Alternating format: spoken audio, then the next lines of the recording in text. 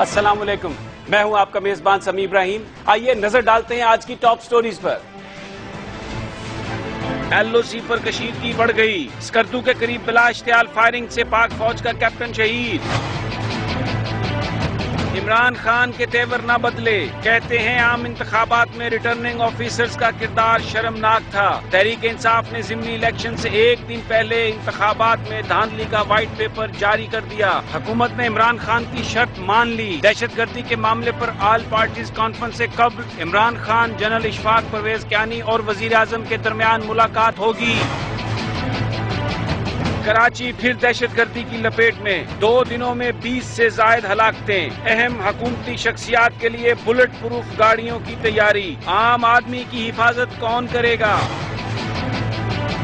بے نظیر بھٹو کے قتل کا معمہ کبھی حل نہیں ہو سکے گا۔ جرم میں بہت سے طاقتور لوگ ملوث تھے۔ اقوام متحدہ کے اہم تفتیش کار ہورالڈو مونوز کے انکشافات۔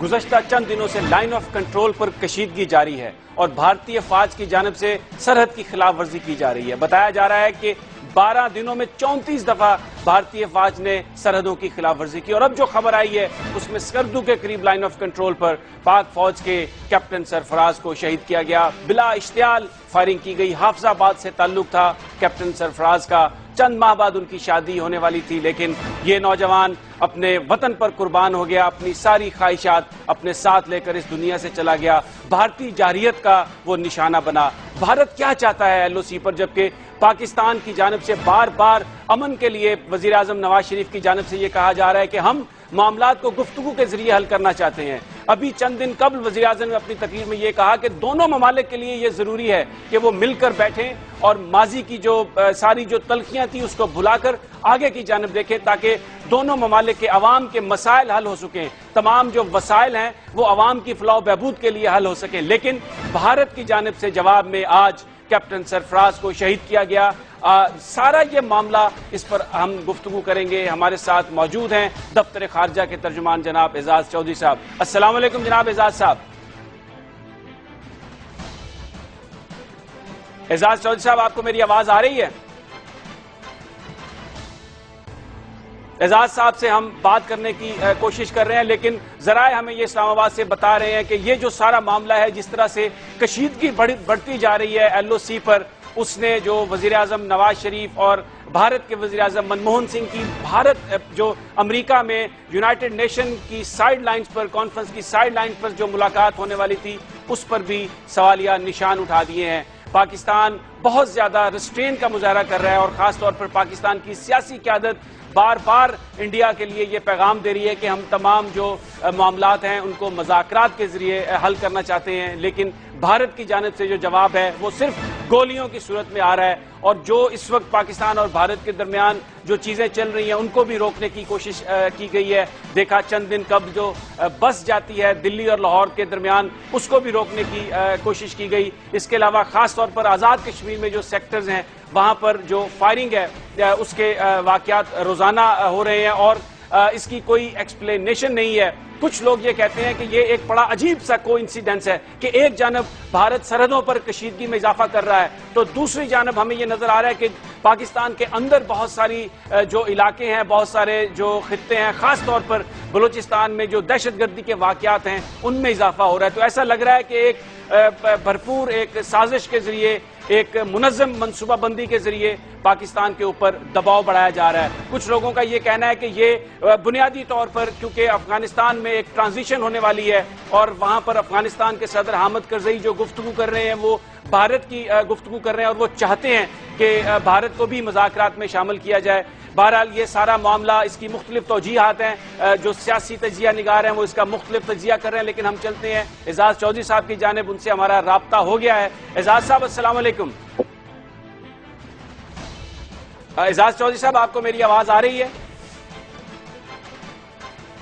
غالباً ٹیکنیکل ریزنز کی وجہ سے ان سے ہمارا رابطہ نہیں ہو پا رہا، لائن بار بار ڈراپ ہو رہی ہے، لیکن بہرحال یہ جو مختلف اس وقت تجزیہ نگاروں کی جو رائے ہے اس کے مطابق کیونکہ افغانستان سے نیٹو فورسز کا وڈرال ہونا ہے، وہاں سے غیر ملکی افواج نے واپس جانا ہے، تو پاکستان کی ایک نہایت اہمیت ہے اس سارے معاملے میں. پاکستان پر دباؤ بڑھانے کے لیے، پاکستان کو مفلوج کرنے کے لیے، پاکستان کو کمزور کرنے کے لیے اس وقت بھارت کی جانب سے اور بہت ساری دوسری قوتوں کی جانب سے یہ کوششیں کی جا رہی ہیں کہ اپنی مرضی کی جو معاملات ہیں اپنی مرضی سے حل کیے جا سکیں. پاکستان میں اسلام آباد کو اس بات پر مجبور کیا جا سکے کہ وہ معاملات کو ان کی مرضی کے مطابق حل کریں اور جو پاکستان کی ترجیحات ہیں ان کا تحفظ اس طرح سے نہ ہو سکے. لیکن پاکستان کے اندر جو پاکستان کی فورسز ہیں ان کی بھرپور کوشش ہے کہ وہ معاملات کو نہ جانے دیں، کنٹرول سے باہر نہ جانے دیں. اور اسی سلسلے میں جو ایجنسیز کی جانب سے یہ بھی بار بار کہا جا رہا ہے کہ پاکستان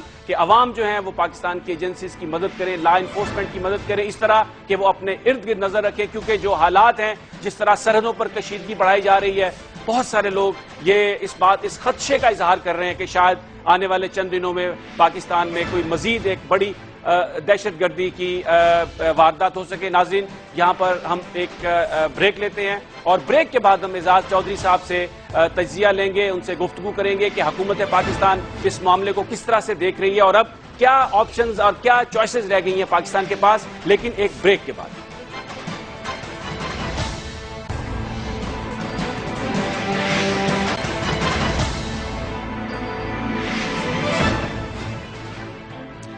ویلکم بیک. ہم بات کر رہے تھے ایل او سی پر کشیدگی کی اور آج کیپٹن سرفراز کو شہید کیا بھارتی فوجیوں نے. اس حوالے سے ہم تجزیہ لیں گے. چلتے ہیں جناب اعزاز چودھری صاحب کے پاس جو ترجمان ہیں دفتر خارجہ کے. السلام علیکم جناب چودھری صاحب. جی وعلیکم السلام. اعزاز صاحب، پاکستان نے تو پوری کوشش کی، ہر طرح کے میسیجز بھی بھیجے. وزیر اعظم صاحب نے بھی کہا کہ ہم مذاکرات کے ذریعے معاملہ چاہتے ہیں، لیکن بھارت کی جانب سے تو کسی طرح کی بھی کوئی کمی نہیں آ رہی. اور آج کیپٹن سرفراز کی شہادت اس کا بالکل ایک بھرپور ثبوت ہے کہ شاید بھارت تعلقات کو کوئی زیادہ سنجیدگی سے بہتر بنانے کے لیے کوشش نہیں کرے گا. دیکھیں، آج جو واقعہ ہوا ہے ایل او سی کے حوالے سے اور جس طرح ایک ہمارے فوجی افسر کی شہادت ہوئی ہے، یقیناً یہ ایک بہت ہی افسوسناک واقعہ ہے اور اس کے اوپر ہمیں بہت گہری تشویش ہے. اور جس کے لیے آج ہم نے دفتر خارجہ میں ہندوستان کے ڈپٹی ہائی کمشنر کو طلب کیا اور اپنا پرزور احتجاج ریکارڈ بھی کرایا اور ساتھ ہی ان سے یہ کہا کہ ہندوستان کی حکومت کو ہماری اس گہری تشویش سے آگاہ کریں اور انہیں بتائیں کہ یہ جو واقعات جس تواتر سے ہوئے ہیں انہوں نے علاقائی امن کو بھی خطرے میں ڈالا ہے اور ہمارے قیادت کی جو ویژن تھی اس سے بھی ایک متصادم قسم کا منظر سامنے آیا ہے. ہماری قیادت چاہ رہی تھی کہ یہاں پہ امن کا ماحول بنے، تمام ہمسائے ملکوں کے ساتھ اچھا ماحول ہوگا تو ہم اپنی توانائیاں جنگ کی بجائے عوام کی فلاح و بہبود پر خرچ کریں گے.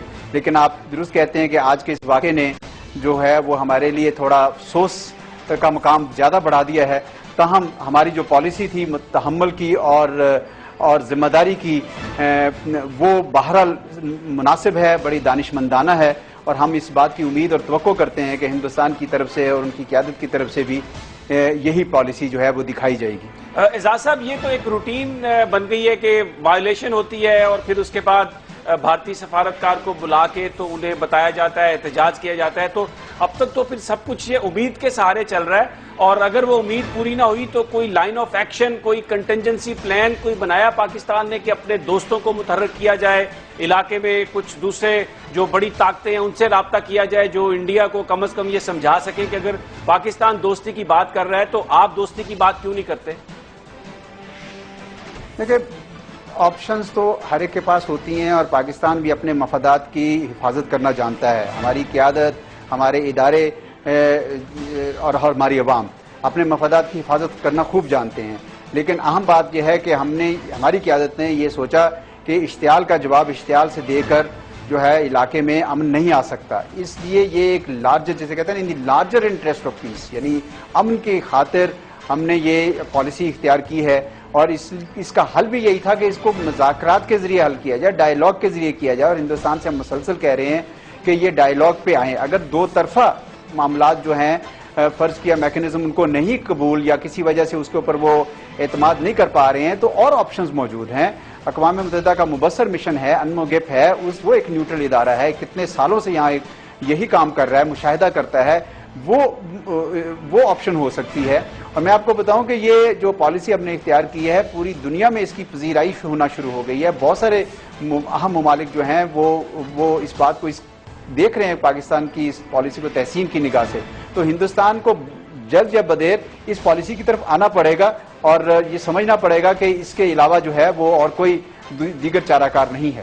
اعزاز صاحب بڑی آپ نے اچھی بات کہی کہ ایک اچھی امید ہے آپ کی گفتگو میں کہ انڈیا کو اس طرف آنا پڑے گا. لیکن اگر ہم دیکھیں حقیقت پر میں آپ کا ایک کمنٹ چاہوں گا کہ یہ جو سارا معاملہ ہے جب فائرنگ ہوتی ہے آپ احتجاج کرتے ہیں تو کوئی درمیان میں ایسا کوئی پریشر تو انڈیا پہ نہیں آ رہا کسی طرف سے بھی کہ ان کی جو پالیسی ہے اس کو وہ تبدیل کریں؟ کیونکہ ایسا لگ رہا ہے کہ انڈیا تو ایک بڑے سوچے سمجھے منصوبے کی طرح line of control per pressure بڑھا رہا ہے. شاید کوئی آبجیکٹو ہے اس کا وہ اچیو کرنا چاہتا ہو. اور کچھ تجزیہ نگار یہ کہہ رہے ہیں کہ اس کا بڑا گہرا تعلق ہے تانا بانا ہے افغانستان کی صورتحال سے کیونکہ وہاں سے ودرال ہونے والا ہے اگلے سال.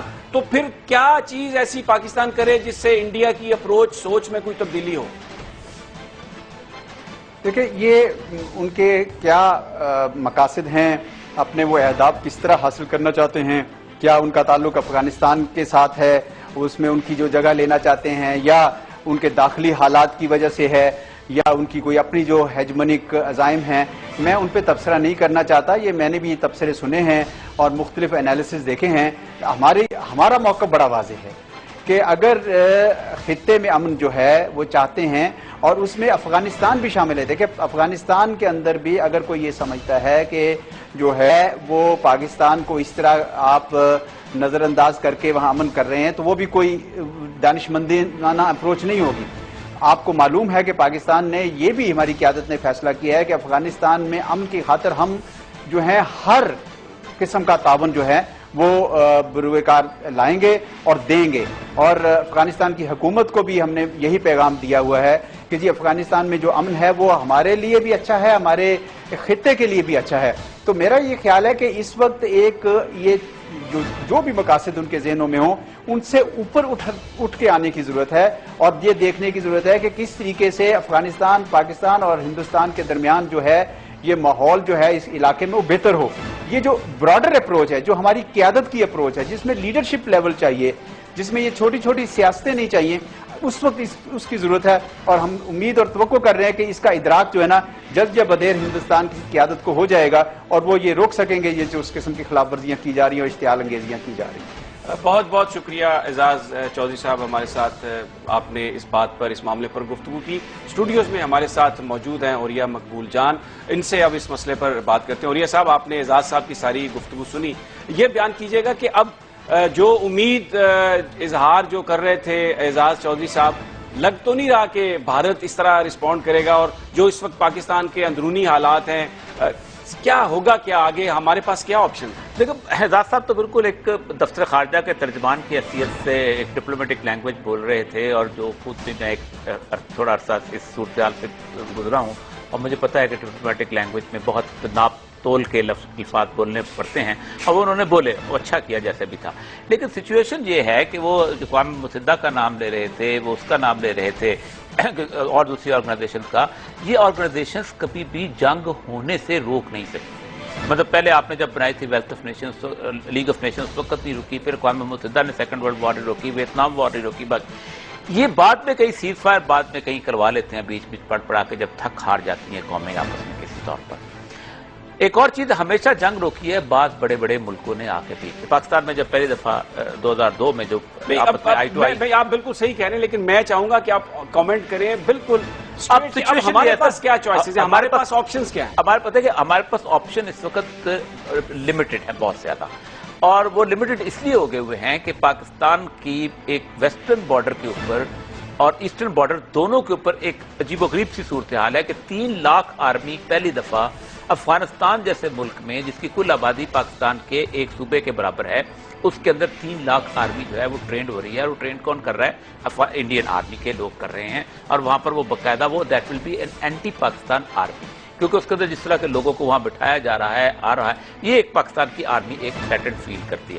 دوسری طرف انڈیا کا مسئلہ یہ ہے کہ انڈیا کو امریکہ نے ایک خاص قسم کی جھنڈی اس طرح کروا دی ہے کہ تمہارا رول اس طرح نہیں رہ سکتا کیونکہ ظاہر بات ہے نیبرنگ کنٹری پاکستان ہے, unless you have a peace deal or somehow a good relationship with Pakistan, کیونکہ انہوں نے کئی دفعہ کہا ہے کہ آپ وہاں سے آ کے اڑ کے افغانستان نہیں پہنچ سکتے. اب ایسی صورتحال میں انڈیا ایک تو میں سمجھتا ہوں پریشر ٹیکٹکس پاکستان کے اوپر استعمال کر رہا ہے, اور دوسرا ان کی انٹرنل سچویشن جو ہے اس میں پالیٹکس میں یہ بہت بڑا ایلیمنٹ ہے اینٹی پاکستان. یعنی آپ سوچ سکتے ہیں کہ پوری کی پوری پالیٹکس کا محور یہی ہے. بی جے پی اٹھے تب کانگریس پہ الزام لگاتی ہے کہ انہوں نے پاکستان کے ساتھ یہ کیا, کانگریس اٹھے تو بی جے پی پہ الزام لگاتی ہے. ایسے ایک زمانے میں ہوتا یہ تھا کہ جس وقت سکھ رنجیت سنگھ مر گیا تھا تو سکھ دو حصوں میں تقسیم ہو گئے تھے, نونہال سنگھ تھا اور کھڑک سنگھ تھا. ایک کہتا تھا یہ انگریزوں سے مل گیا, دوسرا کہتا تھا یہ انگریزوں سے مل گیا, اور دونوں نے لڑ کے ایک دوسرے کو ختم کر لیا تھا. لیکن انڈیا کی پالیٹکس میں یہ ریٹورک بن گیا. لیکن یہ بڑا سیریس واقعہ ہے. یہ بالکل ایکچولی کارگل کا وہ علاقہ ہے سکردو جس کے اوپر یہ ہوا تھا, اور کارگل کو وہ بہت یاد کرتے ہیں آج بھی. اب یہاں پر پیس کے لیے سب سے امپورٹنٹ چیز یہ ہے کہ پاکستان کو, امریکہ کو یہ کہنا چاہیے if you want peaceful withdrawal تو پھر ہمارے لیے پیسفل سرزمین پیدا کرو. اور I think American intervention peaceful سرزمین پیدا کیونکہ یہ تو بڑا مقبول صاحب یہ بالکل سامنے نظر آ رہا ہے کہ ایسٹرن بارڈرز پر جو پریشر ہے وہ انڈیا بڑھانا چاہتا ہے تاکہ ویسٹرن بارڈرز کے اوپر وہ بلیک میل کر سکے پاکستان کے ساتھ. تو یہ صورتحال میں تو بڑا ایک مشکل سارا ہمیں آگے بہت زیادہ. دیکھیں نا 2011 میں جس وقت یہ سارا وڈرال پروگرام آیا ہے تو انڈیا کے ہر اخبار میں ان کے جتنے بھی ڈیفنس اینالسٹ تھے وہ لکھتے تھے کہ ہمیں افغانستان کے اندر اپنا انٹرسٹ بڑھانا چاہیے اور پاکستان کے ساتھ مل کے بڑھانا چاہیے. لیکن کچھ ایسے تھے جو کہتے کہ نہیں انڈیویجول. اب وہاں پر ہوا یہ ہے کہ وہاں وہ لوگ جیت گئے ہیں کہ جو کہتے تھے کہ نہیں افغانستان کے اندر ہم اپنے طور پہ جائیں اور افغانستان کو اسٹیبلش کریں, پاکستان کو سینڈوچ بنائیں, ایک سینڈوچ پالیسی. اس میں تو دو پالیسیز کا کلیش ہے. ایک ہے اسٹریٹجک ڈیپتھ کی پالیسی جو پاکستان ایک طویل عرصے تک اپنائے رکھا تھا, اور ایک ہے سینڈوچ کرنے کی پالیسی. اب وہ سینڈوچ پالیسی کے درمیان اب کہاں, لیکن پہلی بات میں آپ کو بتاؤں کہ یہ واحد دنیا کا مقام ہے جو نیوکلیر فلیش پوائنٹ ہے. دنیا میں کہیں بھی جنگ ہو, 10 سال جنگ ہوئی ہے ایران عراق وار میں, دنیا تشویش کا شکار نہیں ہوئی کیونکہ نہ ایران کے پاس نیوکلیر ویپن تھا نہ عراق کے پاس ویپن تھا. 10 لاکھ بندے مار دیے, انہوں نے کہا ٹھیک ہے ہمارے ویپنز بک رہے ہیں بکنے دو. لیکن یہ جو نیوکلیر فلیش پوائنٹ ہے اور دونوں طرف ٹریگر ہیپی قسم کے لوگ بیٹھے ہوئے ہیں, اور ٹریگر ہیپی بندے جو ہیں وہ بٹن دبانے کی دیر ہوتی ہے, ان کے لیے کوئی مسئلہ بنتا نہیں ہے. ایک کسی جگہ خدا نہ خواستہ بہت بڑی کیجلٹی ہو گئی تو اس کیجلٹی کے اوپر کسی بندے کا بھی دماغ گھوم گیا, کچھ بہت بڑا یہ مشکل ہو جائے گا. بہت بہت شکریہ. اور یہ مقبول جان جو تجزیہ کر رہے تھے اس وقت جو ایل او سی پر صورتحال ہے اس کے کیا نتائج نکل سکتے ہیں. ایک بڑی سنگین صورتحال انڈیا کی جانب سے, بار بار خلاف ورزیاں, اور پاکستان بار بار انڈیا سے یہ کہہ رہا ہے کہ معاملات مذاکرات کے ذریعے حل کیے جائیں. بڑی ایک گمبھیر صورتحال ہے. ناظرین یہاں پر وقت تو ایک بریک کا, اور بریک کے بعد ہم ایک اور اہم معاملے پر بات کریں گے جو محترمہ بے نظیر بھٹو مرڈر کیس, اس کے حوالے سے جو اقوام متحدہ کے چیف انویسٹیگیٹر تھے ہورالڈو منوز, ان کا یہ ایک سامنے سٹیٹمنٹ آئی ہے کہ کبھی بھی ممکن نہیں ہے کہ بے نظیر بھٹو کے جو قاتلین ہیں ان کو پکڑا جا سکے کیونکہ پاکستان کے اندر طاقتور لوگ ان کے قتل میں ملوث ہیں اور اس بات کا امکان کم ہے کہ کبھی ان کو پکڑا جا سکے گا. لیکن یہ سب ایک بریک کے بعد.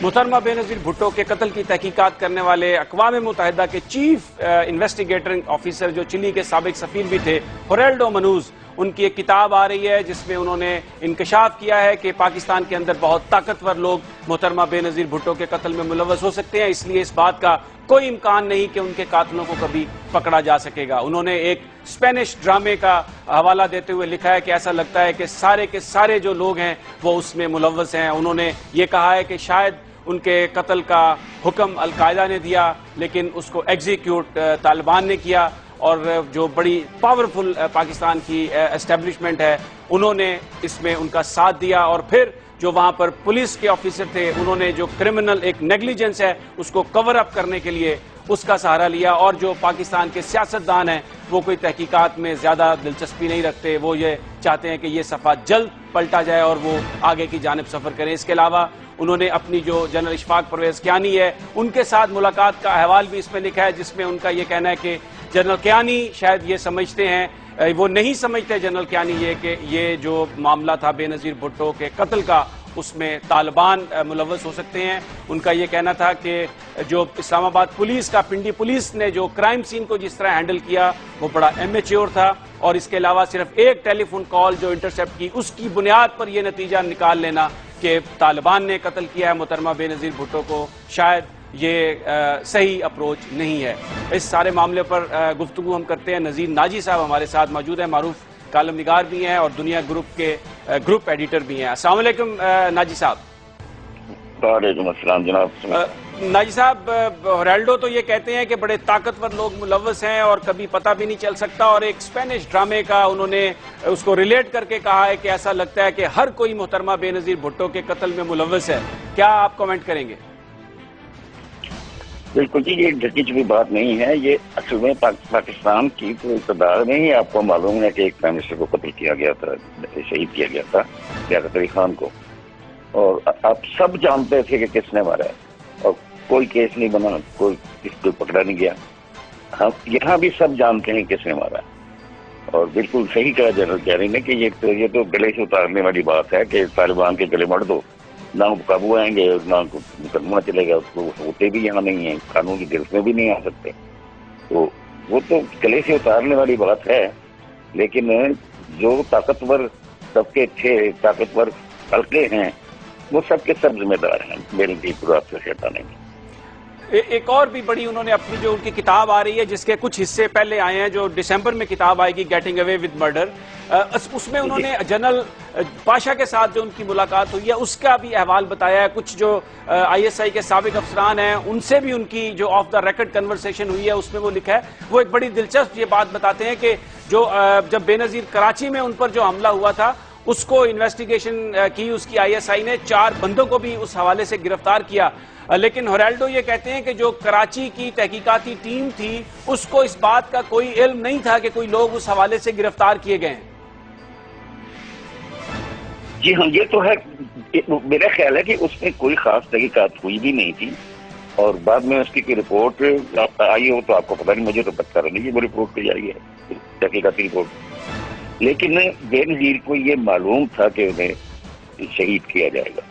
جب وہ دبئی سے چلی تھی اس وقت بھی انہیں روکا گیا تھا, لیکن وہ مانی نہیں, وہ اپنے اصرار کر کے آئی. اس کے بعد انہیں پبلک کیمپین سے بھی روکا گیا تھا, لیکن انہوں نے سمجھا کہ انہیں کیمپین سے روکا جا رہا ہے. تو یہ تھے سارے معاملہ جس کی وجہ سے ایسا ہوا. لیکن وہ انہیں معلوم تھا اور انہیں اپنے قاتلوں کا بھی معلوم تھا, لیکن وہ بھی دیکھیے سارے کیا کیا نام آئے ہیں, اس کے بعد کوئی نام کسی کے خلاف کوئی کارروائی نہیں ہوئی. کوئی انٹرسٹڈ ہی نہیں ہے کسی نے, یعنی اس قتل کو تو ایسے انہوں نے لیا ہے ساری ایڈمنسٹریشن نے جیسے کہ کچھ ہوا ہی نہیں. اور پاکستان میں کس کا سراغ نہیں, لیاقت علی خان کا بھی سراغ نہیں لگتا جی. کتنی رپورٹیں ہوئیں, کتنی تحقیقات ہوئیں, سب کچھ درے کا درا رہ گیا. بے نظیر کے کیس میں بھی سب کچھ ہوا, ایسا ہی ہوگا. اچھا ناجی صاحب, ایک بڑا انہوں نے بڑی ایک آبزرویشن دی ہے اپنے اس کتاب میں, کیونکہ ہم ہمیشہ ذکر کرتے ہیں, بات کرتے ہیں, ایک لفظ یوز کرتے ہیں اسٹیبلشمنٹ, تو انہوں نے کچھ اس کو ڈیفائن کیا. میں آپ کا کامنٹ چاہوں گا اس پر. ان کا یہ کہنا ہے کہ پاکستانی اسٹیبلشمنٹ میں جن افراد, طاقتور افراد پر یہ مشتمل ہے, اس میں ایجنسیز کے لوگ ہیں, اس میں پاکستان کی فوج کے لوگ ہیں, اس میں کچھ پاکستان کی پولیٹیکل پارٹیز کے بڑے طاقتور لوگ ہیں, پھر وہ کاروباری لوگ ہیں جو ان سیاسی جماعتوں کے ساتھ وابستہ ہیں. تو ایک بڑی انہوں نے ڈیفائن کیا ہے پاکستانی اسٹیبلشمنٹ. آپ کیا کامنٹ کریں گے اس پہ؟ دو چیزیں میں نے کرنی. آپ نے پولیس فورس اور سول بیوروکریسی, ہاں بیوروکریسی کا بھی انہوں نے ذکر کیا بلا شبہ. یہ بھی اس میں شامل ہوتے ہیں. اور اگر آپ دیکھیے تو جو ابتدائی سازشیں ہیں پاکستان میں ساری جو منتخب حکومتوں کے خلاف ہوئی ہیں ان میں بیوروکریٹ ہی ملوث تھے, اور بعد میں وہ برآمد بھی ہوئے. سکندر مرزا بعد میں خود پالیٹکس میں آ گیا, غلام محمد خود پالیٹکس میں آ گیا. تو یہ تو سارے اس میں شامل رہتے ہیں اور یہ حصہ ہوتے ہیں.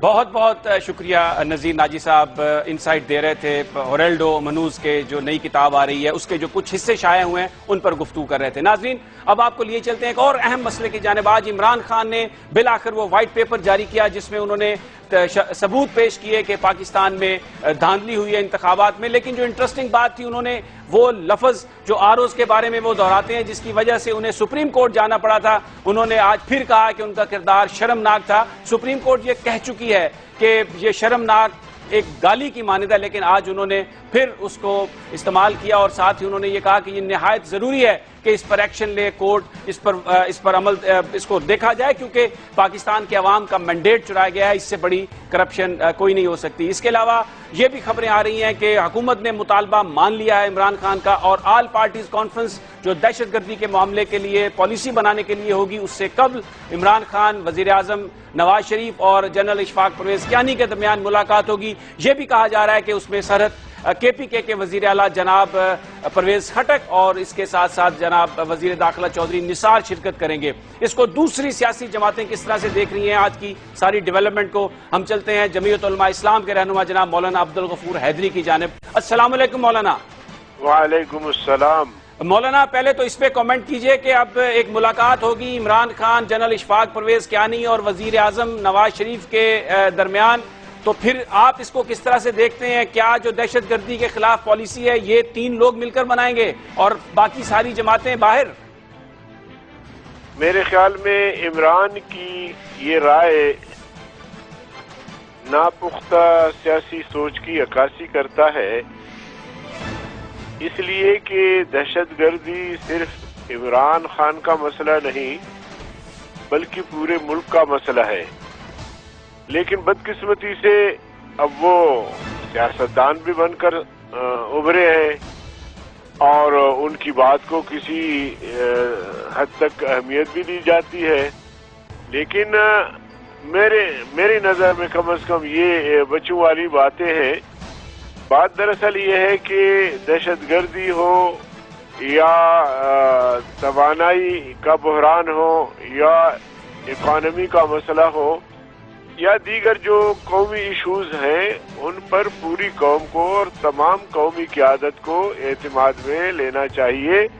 ماضی میں بھی اس طرح کے آل پارٹیز کانفرنس ہوئی ہیں، ساری پارٹیاں اس میں شریک رہی ہیں، پھر متفقہ قراردادیں پاس ہوئی ہیں، اگرچہ ان پہ عمل درآمد نہیں ہوا ہے۔ تو مجھے سمجھ نہیں آ رہی یہ بات کہ مسلم لیگ نون کی قیادت اس طرح کی بچگانہ تجویز کو قبول کر کے اور تمام پارٹیوں کو چھوڑ کے عمران خان سے میٹنگ کر کے اور پھر دہشت گردی کے مسئلے کو حل کریں گے۔ میں نہیں سمجھتا کہ مسلم لیگ کی قیادت کوئی ایسا فیصلہ کر سکتی ہے۔ مولانا یہ بیان کیجیے گا کہ اس کا کیا، اس ڈیولپمنٹ کا آل پارٹیز کانفرنس جو آگے چل کر حکومت نے کہا کہ وہ اس کو بلائیں گے، کیا امپیکٹ ہو سکتا ہے؟ کیا کچھ جماعتیں اس وجہ سے ناراض ہوں گی؟ میں سمجھتا ہوں کہ اگر اس طرح کرنا ہے تو پھر آل پارٹیز کانفرنس کی کوئی افادیت نہیں ہے، پھر میاں صاحب اور عمران خان بیٹھ کے معاملات طے کر لیں اور پھر جو بھی فیصلہ کریں، پھر چلیں دیکھتے ہیں کیا ہوتا ہے۔ لیکن یہ جو تجاویز عمران خان کی طرف سے بار بار آ رہے ہیں، مجھے نہیں سمجھ آ رہی کہ اس کی پارٹی کے لوگ بھی اس کو یہ نہیں کہہ رہے کہ یہ جو تجاویز آپ دے رہے ہیں یہ مطلب کسی طرح بھی قابل قبول نہیں ہے۔ مولانا آج وائٹ پیپر بھی جاری کیا عمران خان نے، اور اس میں پھر انہوں نے وہی ورڈ یوز کیے کہ آروز کے بارے میں کہ شرمناک کردار تھا۔ سپریم کورٹ تو کہہ چکی ہے اس کو کہ یہ لفظ اس کا مطلب گالی ہے۔ کیا کمنٹ کریں گے آپ؟ لگتا ہے کہ عمران خان تو ابھی نہیں رکے، وہ تو اپنے اس پورے موقف پر قائم ہیں۔ دیکھیے 2013 11 مئی کے الیکشن میں دھاندلی نہیں بلکہ دھاندلا ہوا ہے، اور بلکہ یہ سارا کچھ ایک منصوبہ کے تحت ہوا ہے، اور اس سے ہمیں اندازہ ہوا کہ اسٹیبلشمنٹ کتنی طاقتور ہے۔ ماضی میں تو یہ کہا جاتا تھا کہ فلاں شخص جو اسٹیبلشمنٹ کا ہے یا فلاں جماعت کا تعلق اسٹیبلشمنٹ سے ہے، لیکن اب کے بار اسٹیبلشمنٹ نے خود تقسیم کار بھی کیا اور جن جماعتوں کو انہوں نے جتوانا تھا ان کو جتوایا بھی۔ یہ اپنی جگہ پہ ایک حقیقت ہے اور اس پہ ہم نے احتجاج کیا ہے۔ اس سے اگلی بات یہ ہے کہ کل ہی ٹانک جو میرے قائد مولانا فضل الرحمان صاحب نے وہ سیٹ جیتے تھے، اس کا الیکشن روک دیا۔ مولانا میں آپ سے یہاں آپ کو روکوں گا، میں اجازت چاہوں گا کیونکہ وقت میرے پاس۔ جی میرے پاس وقت ختم ہو گیا مولانا، کیونکہ بریک لینی ہے. بریک کے بعد ہمارے ساتھ رہی ناظرین. بریک کے بعد ہم بات کریں گے. کراچی ایک دفعہ پھر دہشت گردی کی لپیٹ میں آ گیا، لیکن جو بڑے حکومتی عہدیدار ہیں، سیاستدان ہیں، وہ تو اپنے لیے بلٹ پروف گاڑیاں بنوا رہے ہیں، لیکن عوام کا تحفظ کون کرے گا؟ اس حوالے سے ہم بات کریں گے ایم کیو ایم کے رہنما جناب واسع جلیل سے. ہمارے ساتھ رہیے، لیکن بریک کے بعد.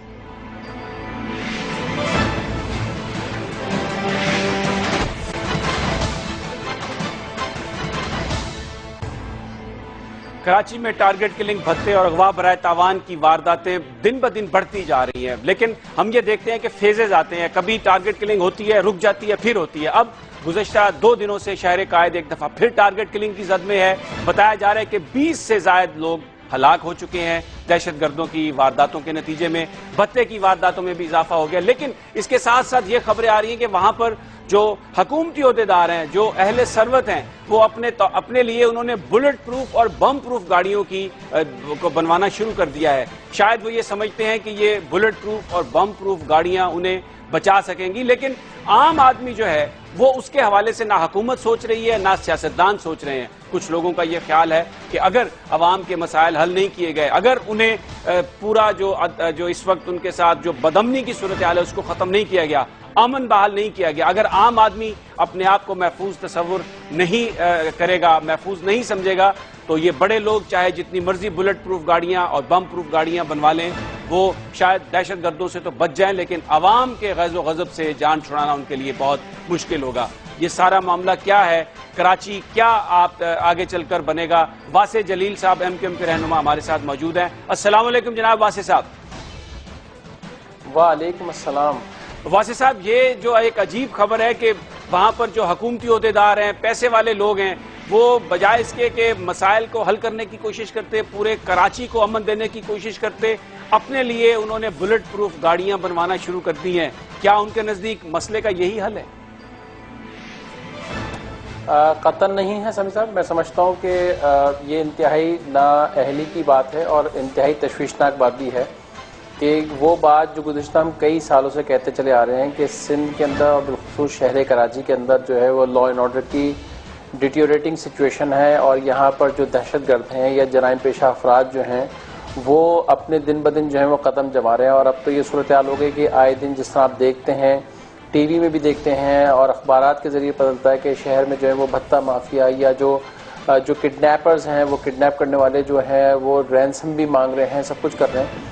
تو ظاہر بات ہے آلٹرنیٹ تو کوئی آپشن نہیں ہے، اور ظاہر بات ہے اس طرح کے وہ لوگ جن کے پاس پیسے ہیں وہ بلٹ پروف کار لے رہے ہیں، مگر کوئی سولوشن نہیں ہے. ظاہر ہے ہر بندہ تو افورڈ نہیں کر سکتا، اور یہ کوئی ریمیڈی بھی نہیں ہے. بیسیکلی میں سمجھتا ہوں کہ جو لا اینڈ آرڈر سچویشن کے جو ذمہ دار ہیں، جو لا انفورسمنٹ ایجنسیز ہیں، ان کو اپنا کردار جو ہے وہ بہتر کرنا پڑے گا. عوام میں جو ان کا اعتماد جو ڈے بائی ڈے جو گرتا چلا جا رہا ہے، اس اعتماد کو جو ہے وہ بحال کرنا پڑے گا. اور کوئی راکٹ سائنس نہیں ہے اس شہر کے لیے یا پورے ملک کے لیے. اگر ہم بات کریں، صرف ایک ڈٹرمنیشن چاہیے، ایک کمٹمنٹ چاہیے، ایک سنسیئرٹی چاہیے کہ چیزوں کو جو ہے وہ اچھے انداز میں حل کرنے کی جستجو کریں. آج بھی کراچی کے جو تمام ہمارے جو آپ 18 ٹاؤنز کہہ لیں یا اس کو ڈسٹرکٹ کہہ لیں، تو اس کے اندر جو پولیس کا جو نظام ہے، پولیس کے اندر جس طرح چیزوں کے اندر SOPs ہونی چاہیے، وہ قطعی اور قطعی طور پہ موجود نہیں ہے. اور شہر میں جو دہشت گرد افراد ہیں وہ دندناتے پھر رہے ہیں اور تمام طرح اپنی ایکٹیویٹیز جو ہیں وہ کنڈکٹ کر رہے ہیں. اور یہ لمحہ فکریہ دن بدن بڑھتا ہی چلا جا رہا ہے. اور افسوس کا پہلو جو ہے اس میں کوئی بھی ایسا اقدام ہمیں نظر نہیں آتا کہ جہاں پر عوام کے لیے جو ہے وہ حکومت سندھ یا اس سے جو کنسرن جو لا انفورسمنٹ ایجنسیز ہیں وہ کوئی ایسا خاطر خواہ اقدام اٹھا رہی ہوں کہ جہاں انسانی جانوں کا جو ہے وہ جو ہے اس کو جو ہے جو لوگ اس پہ جو کارروائی کر رہے ہیں، جو اس کو مار رہے ہیں، اس کو جو ہے وہ بچایا جا سکے. اچھا واسع صاحب، ایک کیونکہ آپ نے عوامی مسائل کا ذکر کیا، تو 18ویں ترمیم کے بعد یہ آ گیا کہ جو پاورز ہیں وہ ڈیوالو کرنی چاہیے، گراس روٹ لیول تک جانی چاہیے، اور بلدیاتی جو سسٹم ہے حکومت کا وہ اس حوالے سے ایک بڑی اس کی اہمیت ہے. اس وقت جو سندھ میں جو گورنمنٹ نے جو بل پاس کروایا، اس کے آپ کے ساتھ گورنمنٹ کے ساتھ آپ کے بڑے اختلافات بھی ہیں. آپ یہ بتائیے کہ یہ جو بل ہے اور جو لوکل باڈیز کا معاملہ ہے، کیا آپ حکومت کے ساتھ اس پہ گفتگو کر رہے ہیں؟ اس میں کچھ امینڈمنٹس لائی جا سکتی ہیں آپ کی خواہشات کے مطابق، یا یہ معاملہ اسی طرح چلے گا؟ پھر آپ کیا دیکھتے ہیں آگے؟ دیکھیں سمیع صاحب، متحدہ قومی موومنٹ نے اس بل کے آنے سے پہلے جو ہے وہ اپنی تمام تر سفارشات جو ہیں وہ آلریڈی جو ہے وہ حکومت سندھ کے نمائندوں کو جمع کرا دی، اور میں خود بھی اس میٹنگ میں جو ہے وہ موجود تھا، اور تمام تر چیزیں کوئی ایسی چیز نہیں کی ہے جو کوئی اربن ایریا کو جو زیادہ کور کر رہی ہے اور رورل ایریا کو جو ہے وہ بالکل پیچھے کر دے۔ ہم نے وہ تمام تر جتنی بھی اس میں امینڈمنٹس کی بات کی ہیں وہ یہ ہے کہ عوامی اور شہری نظام اس طرح ہونا چاہیے کہ جہاں پر لوگوں کے مسئلے حل ہو سکیں، اور کوئی بھی ایسی چیز نہ ہو کہ جہاں پر آپ بجائے آگے بڑھنے کے پستی کی طرف جائیں۔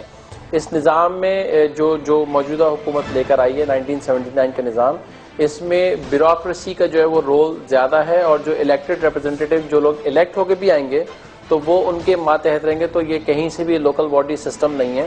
اور سب سے جو بنیادی چیز ہے آرٹیکل 140A جو کہ 18ویں ترمیم کا حصہ تھا، اس کو اگر بغور پڑھا جاتا تو اس کے اندر آپ چیزیں دیکھتے کہ اس میں لوکل گورنمنٹ سسٹم کی نہیں، لوکل گورنمنٹ کی بات کی گئی ہے، اور لوکل گورنمنٹ جو ہے وہ ایک 4th ٹیئر جو ہے وہ ایک اہمیت کا حامل ہے کہ جہاں پر لوگوں کے مسئلے ڈور سٹیپ پر جو ہے وہ حل کیے جاتے ہیں، ڈیوالو کی جاتے ہیں، ڈی سینٹرلائزیشن ہوتی ہے۔ یہ تو واسع صاحب یہ تو آپ بالکل ٹھیک کہہ رہے ہیں، لیکن اس وقت جو آپ کا معاملہ الجھا ہے پیپلز پارٹی سے، پیپلز پارٹی جو بلدیاتی الیکشنز ہیں وہ جس طرز پر کروانا چاہتی ہے، وہ اس حوالے سے اب مزید گفتگو کے دروازے بند ہیں، کھلے ہیں، آپ کیا سمجھتے ہیں؟ دیکھیں، متحدہ قومی موومنٹ کے دروازے تو بالکل بند نہیں ہیں، یقیناً جو ہے وہ ہم اپنی جو بھی اگر اس حوالے سے جو ہم نے کل اسٹیٹمنٹ بھی دیکھا ہے قائم علی شاہ صاحب کا اور شرجیل میمن صاحب کا، کہ اگر متحدہ قومی موومنٹ مزید ترامیم کے حوالے سے جو اپنی سفارشات دیں گے تو ہم اس کو ویلکم بھی کریں گے، غور بھی کریں گے۔ تو بالکل اگر ان کی طرف سے کوئی بھی نمائندگی ہوتی ہے، کوئی میٹنگ آئے گی تو MQM جو ہے بالکل جائے گی فبیہا، اور بالکل جانا چاہیے، کیونکہ ہم نے کوئی بھی ایسی چیز ذاتی اس کے لیے نہیں کی، نہ کوئی کراچی یا حیدرآباد سے جو منسوخ کی جا رہی ہے اس کے لیے نہیں، بلکہ پورے سندھ کی اجتماعی طور پہ بات کی گئی ہے۔ اچھا، ایک بڑا اور کل اہم دن ہے، کراچی میں ضمنی انتخابات بھی ہو رہے ہیں اور آپ کا مقابلہ بھی ہے۔ تحریک انصاف نے جو 11 مئی کے الیکشن تھے اس میں بہت سارے لوگوں کی توقعات سے زیادہ ووٹ حاصل کیے، اور اب جو مطالبہ تھا مختلف سیاسی جماعتوں کی جانب سے، فوج بھی آ گئی ہے وہاں پر الیکشن کی نگرانی کے لیے۔ کیا آپ دیکھتے ہیں کل انتخابات میں MQM کیا جیتے گی، یا آپ کیا فورسی کرتے ہیں؟ MQM کی روایتی سیٹیں، اگر اس کی تھوڑی سی پیچھے بیک گراؤنڈ میں چلے جائیں تو MQM کی تمام تر سیٹیں ہیں۔ اس میں ایک اہم سیٹ تو PS 103 ہے، جس میں ساجد قریشی بھائی جو ہمارے الیکٹڈ MP تھے، انفارچونیٹلی شہید ہو گئے، ان کو دہشت گردوں نے جو ہے وہ جو انتہا پسند دہشت گرد تھے انہوں نے شہید کیا۔ اس کے علاوہ بقیہ جو پولنگ سٹیشن ہے، جس میں کورنگی ہے، اورنگی ہے، روایتی حلقے ہیں متحدہ قومی موومنٹ کے، اور اسی طرح سے میپو خاص میں بھی متحدہ قومی موومنٹ جو ہے وہ سنس 88 جو ہے وہ جیتتی چلی آ رہی ہے۔ تو ہمیں اس حوالے سے کوئی پریشانی۔ میں ایک بات کی بس یہاں پہ وضاحت کر دوں کہ جو PTI سے ایک بڑا فنومینا بتایا گیا کہ کراچی کے اندر جو ہے وہ کوئی ایک ایمرجنگ فورس کے طور پہ بالکل آئی ہے PTI، مگر کراچی کے اندر گزشتہ 5-6 سالوں کے اندر جو ایک بہت بڑی مائگریشن جو کراچی میں ہوئی ہے وہ بھی اس کا ایک بہت بڑا پہلو ہے۔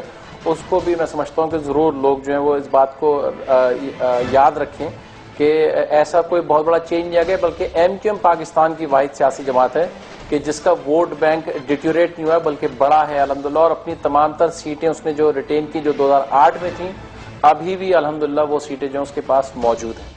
بہت بہت شکریہ واسع جلیل صاحب، جو یہ کہہ رہے تھے کہ یہ جو فنامنا کہ MQM کی وہاں پر جو سٹرینگتھ ہے وہ کچھ کم ہوئی ہے، یہ بالکل غلط ہے۔ MQM وہاں پر ایک مضبوط سیاسی جماعت کے طور پر موجود ہے، اور آنے والا جو الیکشن ہے کل، اس میں یقیناً یہ MQM اپنی نشست اس کو برقرار رکھے گی۔ ان کے مطابق یہ ان کی روایتی نشست ہے، اور سارا علاقہ جو ہے اس کی سپورٹ MQM کی جانب چاہے گی، اور وہ بڑے پرامید ہیں کہ الیکشن وہ جیتیں گے۔ اور اس کے ساتھ ان کا یہ بھی کہنا تھا کہ یہ کراچی میں امن کے لیے یہ کوئی حل نہیں ہے کہ جو امیر لوگ ہیں، حکومتی عہدیدار ہیں یا بڑے سیاستدان ہیں، وہ اپنے لیے بلٹ پروف اور بم پروف گاڑیاں بنوا لیں۔ اگر وہاں پر انہوں نے اپنے آپ کو بچانا ہے، اس ملک کو بچانا ہے، تو عوام کے جو حقیقی مسائل ہیں ان کو حل کرنا پڑے گا، اور عوام کو بھی امن ان کو دینا پڑے گا۔ یہ حکومت کا اولین فریضہ ہے۔ اور اب ناظرین، پروگرام کے اختتام سے قبل ایک اور اہم آج ڈیولپمنٹ ہوئی۔ سینٹ میں وزیر داخلہ چودھری نثار علی خان نے بڑا ایک زبردست بیان دیا۔ جو اسلام آباد کا واقعہ ہے اس پر انہوں نے کہا وہ پھٹ پڑے بالکل غصے میں، وہ برسے اپوزیشن پر، اور انہوں نے کہا کہ زمرد خان کو کوئی بہت بڑا ہیرو یا پیر بنانے کی کوشش نہ کریں۔ ان کا یہ کہنا تھا کہ وہ پاکستان پیپلز پارٹی کے لوگ جو آج ان سے سوال کر رہے ہیں کہ 2 ماہ میں حکومت نے کیا کیا یا 2.5 ماہ میں کیا کیا، وہ یہ بتائیں کہ گزشتہ 5 سال میں وہ اقتدار پر تھے، انہوں نے کیا کیا۔ ان کا یہ کہنا تھا کہ اگر اسلام آباد میں پولیس والوں کے پاس ماسک نہیں ہے، ان کے پاس جو دوسرے آلات نہیں ہیں، تو اس کا جواب پچھلی حکومت سے پوچھنا چاہیے جو 5 سال حکومت میں رہے اور انہوں نے کچھ ڈیلیور نہیں کیا۔ ان کا یہ کہنا تھا کہ 2.5 ماہ بعد حکومت پر اتنی زیادہ تنقید اور یہ حساب جو مانگ رہے ہیں 2.5 مہینے کا، وہ اگر اپنے گریبان میں جھانک کر دیکھیں تو پاکستان میں اس وقت جو مسائل ہیں وہ خود اس کو پیدا کرنے والے ہیں۔ انہوں نے کہا کہ وہ آخری حد تک نہیں جانا چاہتے، وہ یہ نہیں چاہتے کہ ماحول کشیدہ ہو، ماحول خراب ہو۔ وہ زمرد خان کو بھی انہوں نے کہا کہ وہ بچانا چاہتے ہیں۔ انہوں نے یہ بھی کہا کہ کوئی انہوں نے اس قسم کی آرڈر نہیں دیے کہ ڈی ایس پی معطل کر دیے جائیں اسلام آباد کے 2، لیکن انہوں نے یہ کہا کہ وہ زمرد خان کو بہت زیادہ ہیرو اور بہت زیادہ پیر بنانے کی پیپلز پارٹی والے کوشش نہ کریں۔ ناظرین، یہ تھا آج کا پروگرام۔ کل پھر آپ سے ملاقات ہوگی ٹاپ سٹوری میں نئی خبروں اور نئے انالیسس کے ساتھ۔ تب تک اپنا اور اپنے ساتھیوں کا خیال رکھیے گا۔ اللہ حافظ۔